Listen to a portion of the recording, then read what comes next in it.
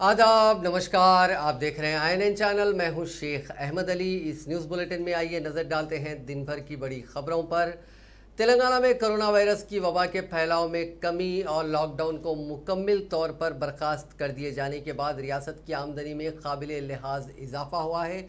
गुज़िश्ता एक साल के बाद मुख्तलिफ महसूलात के तहत मौसूल होने वाली आमदनी में काफ़ी इजाफा हुआ। कोरोना की दूसरी लहर का आगाज़ अप्रैल के अवाखिर से शुरू हुआ था, जो मई में भी जारी रहा। ताहम जारिया माली साल 2021-22 के पहले सहमाही यानी अप्रैल ता जून के दौरान हुकूमत की आमदनी में गुज़िश्ता साल के सहमाही के मुकाबले में 66% का इजाफा हुआ है। महकमे फाइनेंस के अहदेदारों के मुताबिक जारिया साल के पहले सहमाही में हुकूमत को 24,629 करोड़ की आमदनी हुई। गुज़िश्ता साल के पहले सहमाही यानी फर्स्ट क्वार्टर के मुकाबले में ये काफ़ी ज़ायद रकम है। गुज़िश्ता साल की तरह इस साल भी मार्च और अप्रैल के अलावा मई में लॉकडाउन और रात का कर्फ्यू नाफिज किया गया था। इसके बावजूद आमदनी में काबिल लिहाज इजाफा हुआ। अहदेदारों ने बताया कि जारिया साल कोरोना की वबा, लॉकडाउन और रात के कर्फ्यू की वजह से अप्रैल में तवक्को के मुताबिक आमदनी नहीं हुई, लेकिन मई के महीने में तवक्को से ज़्यादा आमदनी हुई। GST, stamps and registration, sales tax, excise duty, मरकजी हुकूमत के टैक्सेस की हिस्सेदारी और दीगर महसूलात को मिलाकर हर माह रियासत को 11,000 करोड़ की आमदनी होती है। लेकिन इस साल अप्रैल के अवाखिर से कोरोना की दूसरी लहर शुरू होने के बायस इस महीने में सिर्फ 8,054 करोड़ की आमदनी हुई। मई में लॉकडाउन की वजह से 6,364 करोड़ रुपए की आमदनी हुई थी, जबकि जून में मुकम्मल तौर पर लॉकडाउन ख़त्म कर दिया गया और तिजारती सरगर्मियां शुरू हो गई थी, जिसके बाद जून में हुकूमत को एक ही महीने में 10,222 करोड़ रुपए की आमदनी हुई। इस तरह मजमूई तौर पर अप्रैल तक जून 3 महीने में हुकूमत के ख़जाने में 24,629 करोड़ रुपए जमा हुए। बताया गया कि यह रकम जारिया साल के बजट एस्टीमेट का तकरीबन 14% हिस्सा है। अहदेदारों ने बताया कि गुज़िश्ता साल कोरोना की पहली लहर लॉकडाउन की वजह से अप्रैल और मई के महीने में मामूली आमदनी हुई थी। ताहम जून में बाज़ तहदीदात ख़त्म करने के बायस थोड़ी आमदनी हुई थी। इस तरह गुज़िश्ता साल के पहले क्वार्टर में हुकूमत को 14,722 करोड़ रुपए की आमदनी हुई थी। तेलंगाना हुकूमत ने कृष्णा और गोदावरी रिवर मैनेजमेंट बोर्ड से ख्वाहिश की है कि एक और तारीख मुकर्रर करे ताकि तेलंगाना रियासत के अरकान बोर्ड के इजलास में शिरकत करते हुए अपने ख्यालात का इजहार करें। इस सिलसिले में हुकूमत ने दोनों बोर्ड्स को अलहदा मकतूबात रवाना किए। महकमे आबपाशी के इंजीनियर इन चीफ मुरलीधरन ने कबल उन मकतूबात में कहा कि वो बोर्ड के इजलासों में शरीक नहीं होंगे, क्योंकि सुप्रीम कोर्ट और नेशनल ग्रिड ट्रिब्यूनल में ये मुकदमा ज़ेर इल्तवा है। ताहम कृष्णा रिवर मैनेजमेंट बोर्ड और गोदावरी रिवर मैनेजमेंट बोर्ड ने रियासती हुकूमत को मकतूब रवाना करते हुए उनसे एक मरतबा ख्वाहिश की कि इजलास में शरीक हो। रियासती हुकूमत ने हाल ही में दोनों बोर्ड्स को मकतूब लिखा था। इसी दौरान कृष्णा रिवर मैनेजमेंट बोर्ड ने नेशनल ग्रीन ट्रिब्यूनल को आंध्र प्रदेश हुकूमत की जानिब से तामीर किए गए रायलसीमा लिफ्ट इरीगेशन स्कीम पर अबूरी रिपोर्ट पेश की। बोर्ड ने नेशनल ग्रीन ट्रिब्यूनल से दरखास्त की कि रायलसीमा लिफ्ट इरीगेशन स्कीम से मुतालिक मुकम्मल रिपोर्ट पेश करने के लिए बोर्ड को मजीद 3 हफ्तों का वक्त दिया जाए। आंध्र प्रदेश हुकूमत ने रायलसीमा लिफ्ट इरीगेशन स्कीम का मायना करने वाली टीम में तेलंगाना से ताल्लुक़ रखने वाले देवेंद्र राव की मौजूदगी पर एतराज़ किया। इस सिलसिले में आंध्र प्रदेश हुकूमत ने मरकज़ी वजारत आबी वसाइल से ख्वाहिश की कि वह तेलंगाना के देवेंद्र राव के बजाय आंध्र प्रदेश के किसी एक इंजीनियर को नामजद करें। वज़ीर पंचायत राज व दही तरक्यात रवली दयाकर राव ने मिशन भागीरथा स्कीम की फिर एक मरतबा सताइश करने पर मरकज़ी वज़ीर आबी वसाइल गजेंद्र सिंह शेखावत से इजहार तशक्कुर किया। दयाकर राव ने मीडिया को बताया कि गजेंद्र सिंह शेखावत ने छत्तीसगढ़ रियासत के दौरे के मौके पर तेलंगाना के मिशन भागीरथा स्कीम की काफ़ी सताइश की और तेलंगाना हुकूमत को घर घर पानी सरबराह करने वाली इस स्कीम की मौसर अमल आवरी पर मुबारकबाद पेश की। मरकज़ी वज़ीर ने कहा कि हुकूमत भी मुल्क के तमाम इलाकों में घर घर नलों के ज़रिए पीने का पानी सरबराह करने का मंसूबा रखती है और ये मंसूबा बहुत जल्द पूरा होने वाला है। तेलंगाना की तर्ज पर गोवा रियासत में भी 100% घरों को नलों का कनेक्शन देते हुए पानी सरबराह किया जा रहा है। मरकज़ी वज़ीर ने बताया कि तीसरे नंबर पर पिड्डी चेरुवू में 87%, हरियाणा में 85%, अंडोमान और निकोबार में 83% और गुजरात 6वें नंबर पर 81% मकानात में नलों का कनेक्शन देते हुए पानी सरबराह किया जा रहा है। मरकज़ी वज़ीर की जानिब से तेलंगाना के मिशन भागीरथा की तर्ज पर मुल्क भर में शफाफ पानी सरबराह करने के ऐलान का वज़ीर दयाकर राव ने खैर मकदम किया। उन्होंने कहा कि तेलंगाना हुकूमत ने इस स्कीम पर 45,000 करोड़ रुपए खर्च किए हैं। दही इलाकों में हर फर्द को 100 लीटर और बल्दियात में हर फर्द को 135 लीटर और कॉरपोरेशन में हर फर्द को 150 लीटर पानी सरबराह किया जा रहा है। तेलंगाना के वुज़रा श्रीनिवास गौर, सबिता इंदिरा रेड्डी ने विकाराबाद के अहम सयाहती मकामात अनंतगिरी हिल्स में तजवीज़ करदा एडवेंचर टूरिज़्म प्रोजेक्ट की तरक्की और पेशरफ्त के सिलसिले में आला ओहदेदारों के साथ तबादला ख्याल किया। अनंतगिरी हिल्स के इस अहम टूरिज़्म प्रोजेक्ट के क़याम के लिए 150 करोड़ रुपये का सरफा आयद होगा, जिसकी सरमायाकारी के लिए सरमायाकार आगे आए हैं। इस मौके पर वज़ीर श्रीनिवास गौर ने कहा कि इस प्रोजेक्ट के ज़रिए ज़ायद बेरोज़गार अफराद को रोज़गार फराहम किया जाएगा। करीब 500 अफराद को इससे रोज़गार मिलने की तवक्को है। इस इजलास में तेलुगु अदाकार मंचू मनोज ने पावर पॉइंट प्रेजेंटेशन पेश किया। वज़ीर बल्दी नज़्म नस्क KT रामाराव ने जल विहार में उनकी सालगिरह के सिलसिले में उनकी जानिब से गिफ्ट स्माइल का इनेकाद अमल में लाने की तरगीब पर मुनक़िदा प्रोग्राम में रियासती वज़ीर, अराकीन असम्बली व काउंसिल की जानिब से माज़ूरीन में ट्राई मोटरसाइकिल तकसीम किए। इस तकरीब से खिताब करते हुए KTR ने बताया कि उनकी तरगीब पर रियासती वज़ीर एरवली दयाकर राव, अराकीन असम्बली कृष्णा राव और विवेकानंद गांधी और MLC नवीन ने 100 गाड़ियाँ और रुकन असम्बली राजू ने 63 ट्राई मोटरसाइकिल तकसीम करने के इक़दाम किए हैं। KTR ने उन तमाम का शुक्रिया अदा किया। KT रामाराव ने कहा कि उनकी तरगीब पर गुज़िश्ता साल कोरोना वबा के दौरान 100 एम्बुलेंस गाड़ियाँ दवाखानों को सरबराह की गई थी। 100 అంబులెన్సులు ఒక్క పిలుపు మేరకు ఒక్క ఆలోచన మేరకు ఏర్పాటు చేసుకోవడం జరిగింది। ఈ సంవత్సరం కూడా సమాజానికి, అందులో ముఖ్యంగా కొంత అంగవైకల్యం వల్ల ఇబ్బంది పడే తమ్ముళ్ళకి కానీ చెల్లెళ్ళకి కానీ కొంత లాభం చేయాలనే ఉద్దేశంతో ఒక ఆలోచన చేసి నేను ఒక 100 మోటార్ సైకిళ్ళు నేను డొనేట్ చేస్తాను అని ముందుకొస్తే ఇప్పటికే దాదాపుగా మా గౌరవ శాసనసభ్యులు, మంత్రివర్యులు అందరి స్పందన ఇప్పటికే ఒక 1000 దాటిపోయింది। 1000 పైచిలకు మోటార్ సైకిల్ డొనేట్ చేస్తామంటూ గౌరవ శాసనసభ్యులు, TRS పార్టీకి సంబంధించిన వాళ్ళు, గౌరవ మంత్రివర్యులు, ఉదాహరణకు దయాకర్ రావు గారు ముందుకొచ్చి మీరు అందిస్తే నేను కూడా 150 ఇస్తా అని చెప్పి వారు ముందుకొచ్చినారు। ఇప్పుడు కృష్ణారావు గారు గౌరవనీయులు ఎమ్మెల్యే గారు ఇప్పుడే ఇక్కడికి వచ్చిన తర్వాత ఇప్పుడు అనౌన్స్ చేసినారు, నేను ఒక 100 ఇస్తాను నా కుకట్పల్లి కాన్స్టిట్యున్సీకి అని వారు చెప్పినారు। తమ్ముడు శాసన మండలి సభ్యుడు నవీన్ గారు మొన్న నేను ప్రకటించిన రోజే ముందుకు వచ్చి నేను ఒక 100 ఇస్తానని చెప్పి వారు కూడా ముందుకు వచ్చి ఒక 100 ఈ రోజు ఇక్కడ తీసుకొని వచ్చినారు। అదేవిధంగా షమీపూర్ రాజు గారు।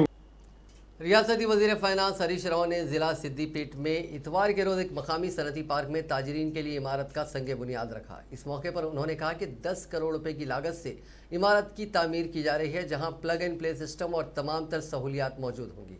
इस इमारत की तामीर से तकरीबन 16 ताजिरों को छोटे और दरमियानी दर्जे के यूनिट लगाने का मौका फराहम होगा। उन्होंने कहा कि ये उन लोगों के लिए एक अच्छा मौका है जो अपने पैसे से इमारत नहीं बना सकते और इंडस्ट्री कायम नहीं कर सकते।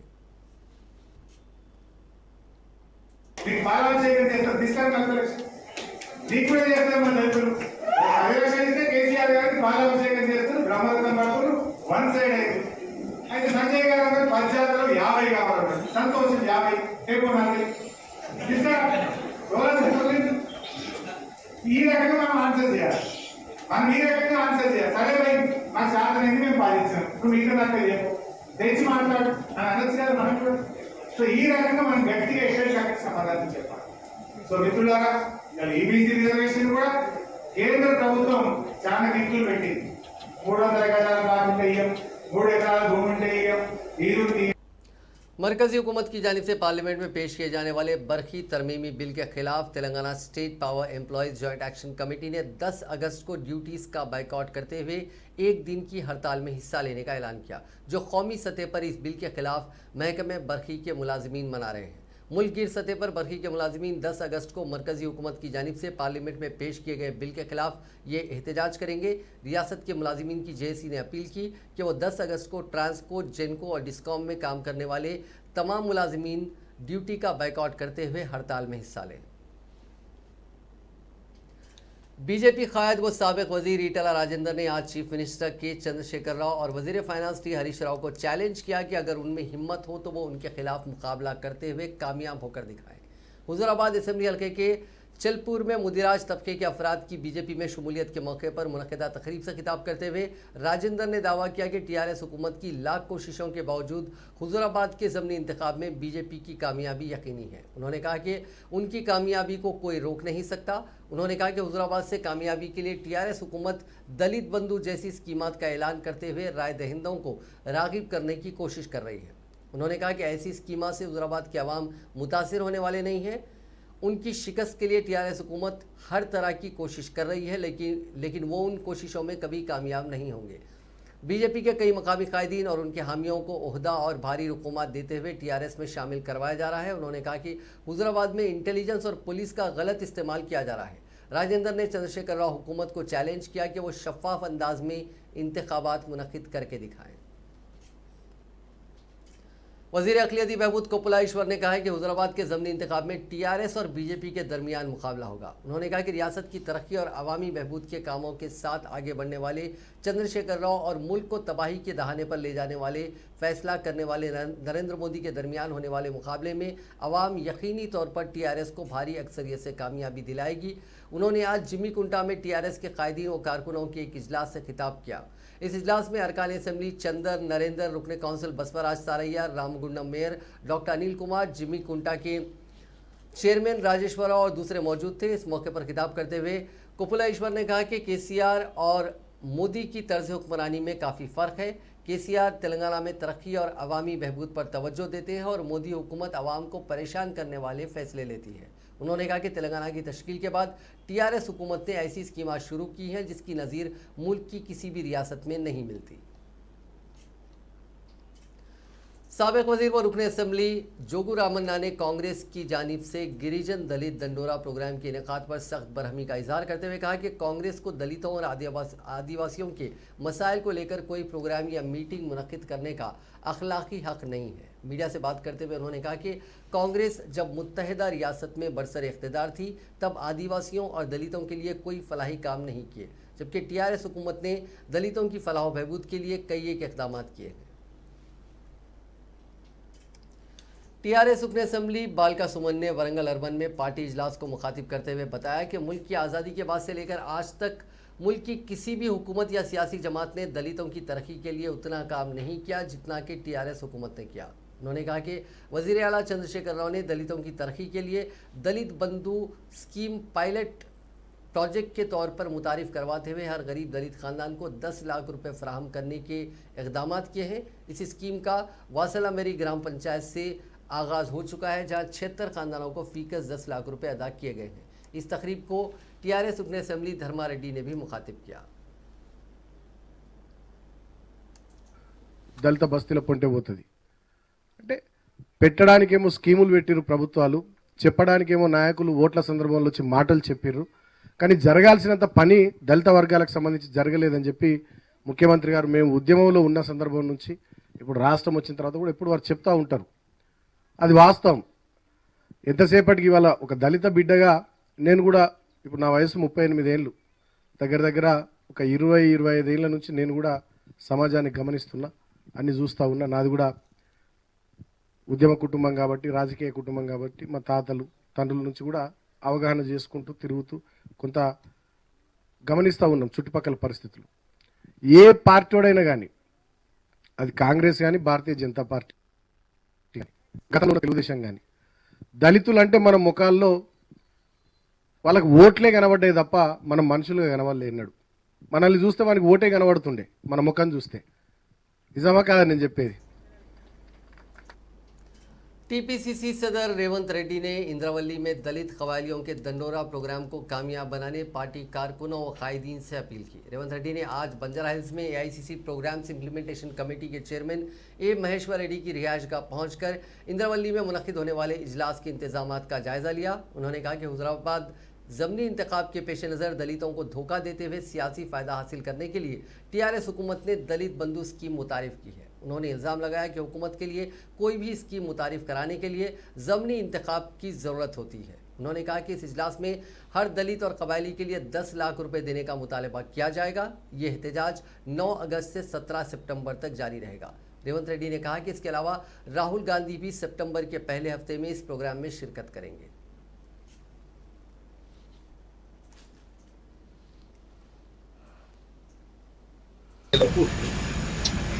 దళిత గిరిజన ఆత్మగౌరవ దండోరా కార్యక్రమాలు ఉన్నాయి. వాటి ఏర్పాటు, ఇక్కడ ప్రభుత్వం నుంచి రావాల్సిన అనుమతులు, వాటికి సంబంధించిన సమీక్ష జరిగింది. రేపు జరగబోయే ఈ దళిత గిరిజన ఆత్మగౌరవ దండోరా సభను దిగ్విజయం చేయాల్సిందిగా కాంగ్రెస్ శ్రేణులకు, ముఖ్యంగా ఆదివాసీలకు, గిరిజనులకు అందరికీ మేము విజ్ఞప్తి చేస్తున్నాం. ఉప ఎన్నికలలో రాజకీయ ప్రయోజనం పొందడానికే దళిత బంధు పథకాన్ని తెచ్చిన కేసీఆర్ గారు చెప్పారు. అంటే దీన్ని బట్టి ప్రభుత్వం ఏదైనా పథకం తీసుకురావాలంటే ఉప ఎన్నికలు రావాలి. అందుకే కాంగ్రెస్ పార్టీ రాష్ట్రం మొత్తంలో ఉప ఎన్నికలు తీసుకురావాలని కోరుకుంటుంది. ఈరోజు ఇస్తవా చస్తవా అనే నినాదంతో ముందుకెళ్తుంది. కాంగ్రెస్ పార్టీ ప్రజల తరఫున కొట్లాడుతుంది. టీఆర్ఎస్ ఎమ్మెల్యేలు ప్రతి దళిత గిరిజన ఆదివాసీ కుటుంబాలకు 10 లక్షలు ఇప్పియాలి. లేకపోతే స్థానికంగా శాసనసభ్యులు రాజీనామాలు చేస్తే ఉప ఎన్నికలు వస్తే ప్రజలకు ప్రయోజనం ఉంటుంది. 7 సంవత్సరాలు దళిత ఆదివాసీ గిరిజనులను, మైనారిటీలను మభ్యపెట్టి ప్రకటనలు గొప్పగా చేసి వాళ్ళందరినీ వంచిండు. దళిత ముఖ్యమంత్రి కావచ్చు, ఉన్న ఉప ముఖ్యమంత్రిని తొలగించడం కావచ్చు. कांग्रेस उपने पार्लियामेंट कोमटिरेड्डी वेंकट रेड्डी ने दिलचस्प तबसरा करते हुए कहा कि भोनगिर हलके में सड़कों की तोसी और ज़ेर इल्तिवा मसाइल की यकसोई करते हुए तरक्की दी गई तो वो एमपी के ओहदे से इस्तीफा दे देंगे। उतना ही नहीं बल्कि वो आइंदा इंतखाबात में भी मुकाबला नहीं करेंगे और इसके लिए अगर ज़रूरत पड़ी तो वो बॉन्ड पेपर लिख के देने के लिए तैयार है। कोमटिरेड्डी वेंकट रेड्डी ज़िले यादगिरी चोटुपल मंडल परिषद में मुनक़िदा इजलास से खिताब कर रहे थे। कोमटिरेड्डी ने इल्ज़ाम लगाया कि हुकूमत उनके हलके में तरक्याती कामों के लिए ठेकेदारों के 1350 करोड़ रुपए की मखरूज़ है और कोई भी सरकारी ठेके का काम करने के लिए आगे नहीं आ रहा है। बिलों की अदम अदायगी पर मायूस होकर चंद ठेकेदारों ने खुदकुशी भी की है। बीजेपी की कौमी नायब सदर डी के अरुणा ने दावा किया है कि वज़ीर-ए-आज़म नरेंद्र मोदी ने कोरोना वबा से निपटने के लिए बेहतर इक़दाम उठाए हैं, जिसकी वजह से दुनिया भर के मुकाबले में हिंदुस्तान में कम अमवात दर्ज हुई है। पार्टी ऑफिस में मुनक़िदा बीजेपी हेल्थ वॉलंटियर्स वर्कशॉप को मुखातिब करते हुए अरुणा ने बताया कि दुनिया भर में हिंदुस्तान को इस बात का एजाज़ हासिल हुआ है कि सिर्फ 9 माह में 50 करोड़ अफराद को वैक्सीन दिया गया। उन्होंने बताया कि कौमी बीजेपी सदर जेपी नड्डा ने कोरोना की तीसरी लहर को रोकने के लिए मुल्क भर में बीजेपी की जानिब से हेल्थ वर्कर्स तैनात करने का फैसला किया था। इस सिलसिले में आज हैदराबाद में बीजेपी हेल्थ वर्कर्स का इजलास मुनक़िद किया गया। बीजेपी के मुतनाज़िया रुकन असम्बली राजा सिंह ने मरकज़ी हुकूमत से दरख्वास्त की है कि वो 14 नवंबर को हर साल साबिक़ वज़ीर-ए-आज़म जवाहरलाल नेहरू के नाम से मनाए जाने वाले चिल्ड्रंस डे की तक़ारीब को ख़त्म कर दें। उन्होंने 14 नवंबर को हर साल होने वाली तक़रीब को मुकम्मिल ख़त्म कर देने से मरकज़ की दरख्वास्त की। उन्होंने मरकज़ी हुकूमत को मशवरा दिया कि वो 14 नवंबर के दिन गुरु गोविंद सिंह के पोतों के नाम पर चिल्ड्रंस डे का अहतमाम करें, क्योंकि गुरु गोविंद सिंह के पोतों ने समाज के लिए अपनी जानों की कुर्बानी दी। रियासत में खाली मुलाजिमतों को पुर करने और बेरोजगार नौजवानों को अलाउंस फराहम करने का मुतालबा करते हुए तेलंगाना के मंचिरियाल ज़िले में बीजेवाईएम मोर्चा के कारकुनों ने बाइक रैली निकाली। ज़िले के आईबी चौराहे तक ये रैली निकाली गई, जिसमें बड़ी तादाद में भारतीय जनता युवा मोर्चा के कारकुनों ने हिस्सा लिया। इस मौके पर मीडिया से बात करते हुए बीजेवाईएम के कारकुनों ने इल्ज़ाम लगाया कि खाली मुलाजिमतों की भर्ती करने में हुकूमत की लापरवाही के नतीजे में ही बेरोजगार नौजवान खुदकशी कर रहे हैं। इस रैली में बीजेवाईएम के रियासती नुमाइंदों ने भी हिस्सा लिया। इन जिम्मेदारों ने कहा कि वज़ीर आला सिर्फ कुर्सी पर बैठकर हिदायत दे रहे हैं और एक भी मुलाजिमत को पुर नहीं किया गया। अलहदा रियासत तेलंगाना का क़याम पानी और मुलाजिमतों के मसाइल की बुनियाद पर अमल में लाया गया था। 6 माह में 14 बेरोज़गार तालीम याफ्ता नौजवानों ने मुलाजिमतों के ना मिलने पर इंतहाई इक़दाम किया, जो रियासत के लिए अफसोसनाक सूरत हाल है। वज़ीर आला ने हर घर को एक मुलाजिमत फराहम करने का वादा किया था, ताहम वो अब अपने वादे को फरामोश कर बैठे हैं। వెంటనే చెల్లించాలని, నిరుద్యోగులకి వెంటనే ఉద్యోగ కల్పన చేసి భర్తీ చేయాలని మా ఒక ఆకాంక్ష. ఈరోజు మనం చూసుకున్నట్టయితే సీఎం చైర్లో కూర్చొని కేసీఆర్ గారు అందరికీ డైరెక్షన్ ఇస్తూ హింట్లు ఇస్తూ అవి ఇవి చేయమంటున్నారు తప్ప ఇప్పటి వరకు ఒక్క ఉద్యోగ భర్తీ కూడా చేయలేదు. ప్రజలందరూ గుర్తుంచుకోవాలి, వాళ్ళు ఉద్యోగాలు ఇచ్చింది ఓన్లీ సివిల్ ఇంజనీర్స్కి, లేకపోతే ప్రైవేట్లో పనిచేయడానికి వాళ్ళు ఉపయోగించుకోవడానికి తప్ప ఇంకెక్కడ ఉద్యోగాలు ఇవ్వలేదు. ప్రత్యేక తెలంగాణ రాష్ట్రం అనేది నిరుద్యోగ సమస్య, నీళ్ల సమస్య పరిష్కరించుకోవడానికి తెచ్చినటువంటి ఈ రాష్ట్రంలో నిరుద్యోగ సమస్య అనేది ఆ విధంగానే ఉండిపోతా ఉంది. ఈ 6 నెలల్లో 14 మంది విద్యార్థి నిరుద్యోగులు ఆత్మహత్య చేసుకున్నటువంటి దౌర్భాగ్యమైనటువంటి పరిస్థితి రాష్ట్రంలో. ఏదైతే ఇంటికో ఉద్యోగం ఇస్తామని చెప్పి గద్దెనెక్కినటువంటి కేసీఆర్ ఇవాళ నిరుద్యోగులను నిర్లక్ష్యం వహిస్తూ కేవలం కొన్ని పథకాల పేరు చెప్పుకొని ఇవాళ ప్రజల్ని మోసం చేసేటువంటి. अब बात कोरोना वायरस की। रियासत भर में पिछले 24 घंटों में यानी आज शाम 5:30 बजे तक जुमला 79,231 अफराद का कोरोना का टेस्ट किया गया, जिसमें 449 अफराद मुस्बित पाए गए। इसके साथ ही रियासत में इस मर्ज से मुतासिर होने वालों की मजमूई तादाद 6,49,406 हो गई है।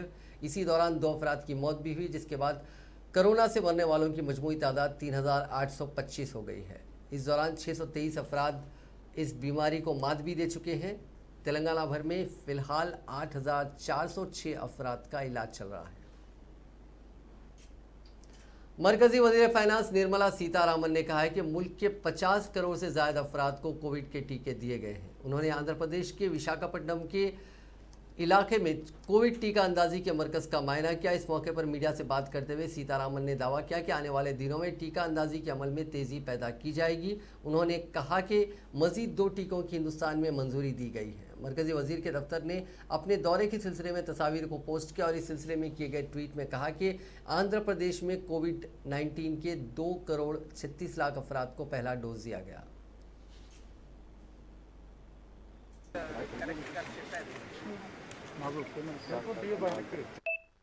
జూలై వరకు ముందుగా దేశవ్యాప్తంగా టార్గెట్ ఏదైతే ఉండేదో దాంట్లో కేటగిరీ వైజ్ కూడా మనం అర్థం చేసుకోవాలి.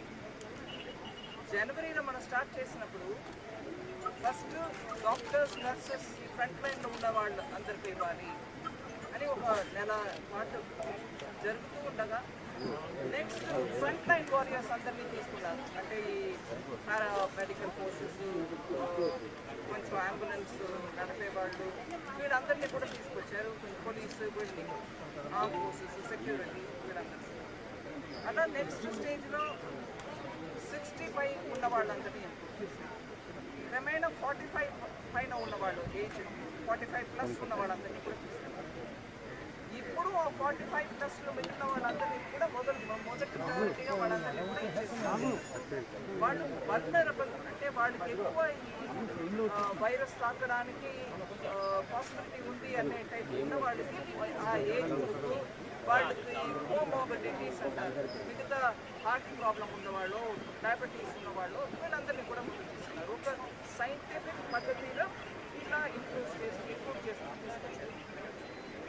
తర్వాత మన 18 ప్లస్ ఇంక్లూడ్ అయ్యి ఇవన్నిటినీ టార్గెట్లో కలుపు జూలై లోపల ఇంతమందికి ఇస్తామని ఒక రఫ్ టార్గెట్. జూలై 31వ తారీఖు రోజుకి ఆ టార్గెట్ ప్లస్ ఇంకా కొంతమంది కూడా అచీవ్ చేసేసాము. ఈ మాట ఎందుకు నేను చెప్తున్నానంటే, చూసేవా పెద్ద గట్టిగా మేము సక్సెస్ ఆ సెన్స్లో కాదు, టార్గెట్ చేసుకొని మన అందరినీ అచీవ్ చేస్తూ పోవడం వల్ల మన అందరిలో ఒక నమ్మకం పెరుగుతుంది. Okay, system. आंध्र प्रदेश की विशाखापट्टनम स्टील प्लांट की निजीकारी के खिलाफ वर्कर्स की जानिब से मरकजी वजीर निर्मला सीतारमण के काफिले को रोकने की कोशिश की इत्तला के साथ ही पुलिस ने मरकजी वजीर की गाड़ियों के काफिले के रूट को तब्दील कर दिया। विशाखापट्टनम के वडलापुड़ी में उन वर्कर्स ने एहतजाज किया। ताहम मरकजी वजीर के दौरे के दौरान पुलिस ने चौकसी का मुजाहरा किया। उन वर्कर्स ने प्लांट की निजीकारी के मरकजी हुकूमत के फैसले की शदीद मजम्मत करते हुए प्लांट की मेन गेट के करीब एहतजाज किया और कौमी शाहरा पर रास्ता रोक दिया। उनके हाथों में प्ले कार्ड्स थे। उन वर्कर्स ने मोदी ज़ेर क़यादत मरकजी हुकूमत के खिलाफ नारेबाजी की और मुतालबा किया कि इस स्टील प्लांट की निजीकारी के फैसले को वापस लिया जाए। आंध्र प्रदेश के ज़िले गुंटूर के पुलिचिंतला इलाके में ज़लज़ले का हल्का झटका महसूस किया गया। इतवार की सुबह 7:15 बजे से 8:20 के दरमियान 3 मरतबा ये झटके महसूस किए गए। ज़लज़ले की पैमाइश के महकमे ने साइंसदान नागेश ने बात बताई। उनकी शिद्दत 2.3, 2.7 और 3.0 दर्ज की गई। पुलिचिंतला के साथ साथ तेलंगाना के चिंतला पालम, मेला चेरुवु मंडलों में भी हल्के झटके महसूस किए गए। ओहदेदारों ने कहा कि गुज़िश्ता हफ्ते भी पुलिचिंतला में ये झटके महसूस किए गए थे। आंध्र प्रदेश के जिले गुंटूर में एक कारपेंटर वर्कशॉप में आग लगने का वाकया पेश आया। कल शब लगी इस आग में तकरीबन 7.5 लाख रुपए के फर्नीचर और दीगर सामान का नुकसान हुआ। ये वर्कशॉप जिले के तेनाली के मुत्तम शेट्टी पालेम इलाके में वाक़ है। मकामी अफराद ने कहा कि निस्फ शब के बाद ये वाकया पेश आया, जिससे वो खौफजदा हो गए। वर्कशॉप के मालिक शंकर ने पुलिस से इस खुसूस में की गई शिकायत में कहा कि किसी ने जानबूझकर उसकी दुकान को आग लगाई है, जिसकी वजह से उसका भारी नुकसान हुआ। इस वाक़े में किसी के झुलसने या फिर किसी की मौत की कोई इतला नहीं मिली। इतला मिलते ही फायर ब्रिगेड के एहलकारों ने वहां पहुंचकर आग पर काबू पाया। आग के शोले कसीब धुएं के साथ काफ़ी बुलंद नजर आ रहे थे। MRPS के बानी सदर मंदा कृष्ण मादिगा आज बाथरूम में गिरकर जख्मी हो गए। बताया गया कि मरकजी वुज़रा से नुमाइंदगी करने के लिए दिल्ली में मुकीम कृष्णा मादिगा आज वेस्टर्न कोर्ट रेसिडेंशियल कॉम्प्लेक्स में मुकीम थे, जहां वो अपार्टमेंट के बाथरूम में पैर फिसलने से गिर पड़े। उनके पैर में चोट आ गई, जिसके बायस कृष्णा मादिगा को अपोलो हॉस्पिटल मुंतकिल कर दिया गया। तेलंगाना के निर्मल जिले में ड्रामाई अंदाज में रियल एस्टेट के ताजिर के अगवा के मामले को पुलिस ने हल करते हुए मुलजिमीन को गिरफ्तार कर लिया। तफसीलात के मुताबिक निर्मल जिले के दिव्यानगर तनवी अपार्टमेंट में रहने वाले रियल एस्टेट के ताजिर, जिनकी शिनाख्त विजय देशपांडे के तौर पर की गई है, उनका बाज नामालूम अफराद ने इतवार की सुबह अगवा कर लिया था। वहां मौजूद CCTV कैमरों के फुटेज में दिखाया गया कि मुलजिमीन लिफ्ट से नीचे उतर रहे थे। उन्होंने देशपांडे का अगवा किया। देशपांडे के अरकान खानदान ने फौरी तौर पर पुलिस को इस बात की इत्तला दी, जिसके बाद पुलिस को पता चला कि 2 वैन्स तुपरान की सिमत गई हैं। पुलिस ने फौरी तौर पर 2 टीमों को चौकस किया, जिन्होंने उन गाड़ियों का ताक़ुब करते हुए अगवाकारों को गिरफ्तार कर लिया। पुलिस ने रियल एस्टेट के ताजिर के अफराद खानदान को बताया कि वो महफूज हैं। बताया जाता है कि अराजी के तनाज़े के सिलसिले में ये अगवा किया गया। జనం ఉండే వాళ్ళు గజిబిజి కలిపి హడావిడి ఉండే అయితే ఏమవుతుందో అని చూస్తే మేము ఇక్కడ రైలింగ్ ఉంటుంది 4th ఫ్లోర్ రైలింగ్ అయితే చూసినాం. అక్కడ చూస్తే 2 కార్లు అక్కడనే ఉన్నాయి. అయితే సడన్గా ఇక్కడ గడబడి అవుతుందని టర్న్ చేసినాం. టర్న్ చేస్తే బెల్ కొడితే డోర్ తీసిండు. డోర్ తీస్తే ఏమన్నా వచ్చిండ్రు, ఇట్లా ఇక్కడ గుద్దిండ్రు, ఇక్కడ ఇట్లా మెడ మీద కొట్టి ఇట్లా గుంజుకొని తీసుకొస్తుండ్రు. అయితే మా డాడీ ఆపుదామని చూస్తే ఇట్లా ఒకసారి గేట్ వేసిండు. గేట్ వేస్తే ఇట్లా ఎందుకు ఏమైంది చెప్పు అంటే చెప్తలేడు. ఇట్లా అంటే ఏమైందని చెప్తే పైసా తుమ్ దేతే క్యా అని అన్నారు. దన్నుమని కిందికి వెళ్ళిపోయినారు. విజయ్ దేశపాండే అతన్ని కృష్ణారావు రెసిడెంట్ ఆఫ్ సంగారెడ్డి, అతను కొంతమందితో 2 కార్లలో వచ్చేసి క్రెటా కారు తర్వాత స్విఫ్ట్ డిజైర్ కారులో వచ్చి అపార్ట్మెంట్ లో అతన్ని కిడ్నాప్ చేసి తీసుకెళ్తుంటే టౌన్ ఇన్స్పెక్టర్ ఫాలో అయిపోయి వితిన్ 1 అవర్లోనే వాళ్ళని ట్రేస్ అవుట్ చేయడం జరిగింది. పట్టుకోవడం జరిగింది. టోల్ ప్లాజా దగ్గర తోసుకుంటూ బ్రేక్ చేసుకుని వెళ్ళిపోయిండు. గంజాల్ టోల్ ప్లాజా దగ్గర ఇమీడియట్గా మా inspector Nirmal town inspector follow అయిపోయి అక్కడ ఇంద్రవాయి టోల్ ప్లాజా దగ్గర పట్టుకోవడం జరిగింది. ఒక వెహికల్ని తప్పించుకుని ఎంట్రాక్ ట్రై చేసి। रियासत आंध्र प्रदेश के जिले चित्तूर में एक पुलिस कांस्टेबल ने सर्विस रिवॉल्वर से खुद को गोली मारकर खुदकशी कर ली। फौरी मिली इत्तलात के मुताबिक रेनीगोंटा में RPF के कांस्टेबल गंगाधर ने उस वक्त ये इंतहाई इकदाम किया जब वो ऑन ड्यूटी था। महलूक का ताल्लुक जिले श्रीकाकुलम से बताया गया। फौरी तौर पर खुदकशी की वजह का इल्म नहीं हो सका। पुलिस पूरे मामले की छानबीन कर रही है। तेलंगाना के जिले विकाराबाद में ट्रैफिक चालानात के खौफ से एक नौजवान ने अपनी बाइक को आग लगा दी। ये वाकया पेद्दमोल में पेश आया। मकामी सिंगप्पा नामी मजदूर पेशा नौजवान हेलमेट नहीं लगाया करता था और उसने ट्रैफिक कवायद की खिलाफ वर्जी की, जिस पर उसकी गाड़ी पर 4,850 रुपये के चालानात किए गए। नौजवान का कहना है कि वो मेहनत मजदूरी करके पेट भरता है, ऐसे में 5,000 रुपये के चालानात की अदायगी से वो खासिर है, इसलिए उसने गाड़ी को ही आग लगा दी। चालानात की रकम के लिए गाड़ी को आग लगा देने पर मकामी अफराद हैरतज़दा रह गए। सैबराबाद ट्रैफिक पुलिस और society for Cyberabad security council की जानिब से तीसरा मुख्तसर यानी शॉर्ट फिल्म्स का मुकाबला मुनक्किद किया जा रहा है। इसकी तफसीलात आप सैबराबाद ट्रैफिक पुलिस के ट्विटर अकाउंट पर देख सकते हैं। एक और दिलचस्प खबर हम आपको सुनाते हैं जो ज़िले निर्मल के मथोल की है। वहाँ एक मंदिर की गेट पर सांप की मौजूदगी से सनसनी फैल गई। तकरीबन 1 घंटे तक ये सांप गेट पर नजर आया। बादशाह करीब में वाक़े खेत में ये सांप चला गया। इस सांप के जाने के बाद मकामी अफराद ने खुसूसी पूजा की। इस वाक़े का वीडियो तेज़ी के साथ सोशल मीडिया के मुख्तलिफ प्लेटफॉर्म्स पर वायरल हो गया।